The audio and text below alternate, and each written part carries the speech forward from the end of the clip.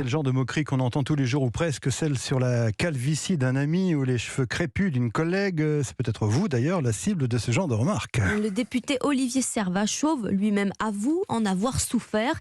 Cet élu guadeloupéen, membre du groupe Lyot, veut proposer une loi contre la discrimination capillaire, notamment au travail. Et ça existe déjà aux États-Unis, par exemple. Alors, texte inutile ou nécessaire? C'est votre reportage Europe 1 et vous chaque matin à 7h30. Nina Droff a posé la question aux Français concernés.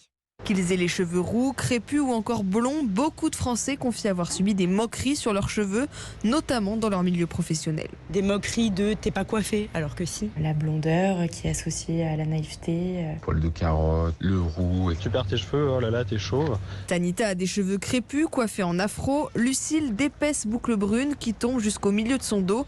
Toutes deux font très attention à la façon dont elles se coiffent au travail. Quand je vais en entretien, j'ai cette réflexion de comment je les coiffe. Je vais les coiffer en chignon par exemple pour éviter toute discrimination. J'avais tendance à faire très attention à la manière dont je les coiffais parce que les gens autour peuvent très vite trouver que ça fait pas professionnel alors que c'est pas vrai. Mais faut-il pour autant en faire une loi? Les avis divergent. Ça peut faire prendre conscience qu'il y a un problème et que les cheveux sont source de discrimination. Après, je ne suis pas sûre que ça change les mentalités. Ce serait quelque chose d'intéressant effectivement pour lutter contre les discriminations et faire en sorte de ne pas rendre cela normal. J'ai des doutes sur le fait que ça change réellement quelque chose et qu'on puisse endiguer ce phénomène de blague capillaire. Ce projet de loi pourrait être présenté à l'Assemblée en octobre prochain. Reportage Europe 1 et vous de Nina Droff.